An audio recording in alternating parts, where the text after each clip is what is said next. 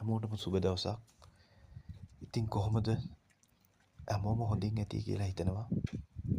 මම මේ වීඩියෝ එක ඔයගොල්ලන්ට ගෙනාවේ විශේෂයෙන්ම මේ රුමේනියාව, බල්ගේරියාවේ ඉන්න අපේ ලාංකිකයන්ට. මම හිතන්නේ මේ ගැන වැඩි පිරිසක් දන්නවා. දන්නේ නැති කට්ටියට තමයි මම මේ පැහැදිලි කරන්නේ. ඔය අපේ ලංකාවේ කට්ටිය ඉන්නවනේ රුමේනියාව, බල්ගේරියාවේ. ඒ කට්ටියට මෙහෙට දැන් ෂෙන්ගන් කලාපයට එන්න පුළුවන් ඒගොල්ලන්ට වීසා රහිතව. ඉතින් ඕගොල්ලෝ මේ ගැන දැනුවත් වෙන්න. කාට හරි බලාපොරොත්තුවක් තියෙනවා නම් පෝලන්තයට ඇවිල්ලා ඩොකියුමන්ට් හදාගෙන මෙහෙ සෙටල් වෙන්න. ඒක කරන්න බෑ.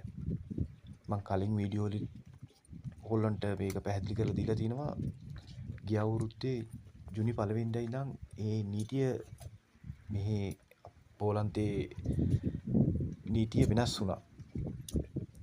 ඉතින් ඒකයි මම ඔයගොල්ලන්ට කියන්නේ ඇවිල්ලා අපරාධ නිකන් ඔයගොල්ලන්ගේ සල්ලිත් කාලයත් නිකන් නාස්ති කරගන්න එපා. එහෙම ඇවිල්ලා ඩොකියුමන්ට් හදාගන්න බෑ. කලින් අවස්ථාව තිබ්බා. ඔයගොල්ලෝගේ රටවල් දැන් රුමේනියාවේ, බල්ගේරියාවේ හරි TRC එක තියෙනවා නම් මේ රටට ඇවිල්ලා පෝලන්තේ වර්ක් පර්මිට් එකක් අරගෙන ඔයගොල්ලන්ට නීත්‍යානුකූල වෙන්න අවස්ථාවක් තිබ්බා. නමුත් දැන් ඒක වෙනස් කරලා තියෙන්නේ. ඉමිග්‍රේෂන් රූල්ස් වෙනස් කරලා තියෙන්නේ.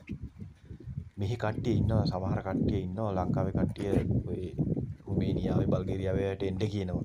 වර්ක් පර්මිට් තියෙනවා, පුළුවන් එන්න ඇවිල්ලා හදාගන්න පුළුවන් කියලා. එහෙම කියලා අමාරුවේ වැටිච්ච අය මට හම්බ වෙලා තියෙනවා. කතා කරලා මගෙන් අහලා තියෙනවා විස්තර. ඉතින් ඒ ගෙන්නන අයටත් සමහර අයට ඩොකියුමන්ට් නැහැ.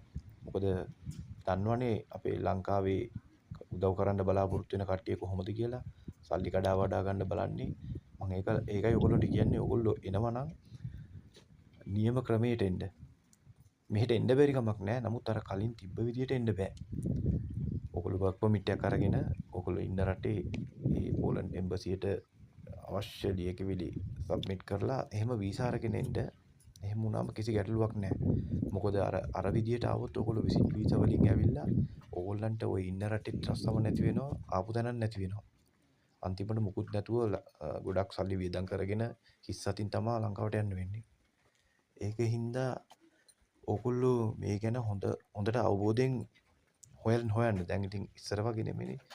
සෝෂල් මීඩියා තියෙනවා. කාටත් වංචාවලට අහු වෙන ප්‍රවණතාවය අඩුයි. ඒකයි මම ඔයගොල්ලන්ට මේ පැහැදිලි කරන්න උත්සාහ කරේ. හරි එහෙනම් අපි අලුත් වීඩියෝ එකකින් නැවත හමු වෙමු. මේ වීඩියෝ එක හොඳයි නම් subscribe කරන්න, like එකක් දාන්න. හරි එහෙනම් හැමෝටම ජය වේවා.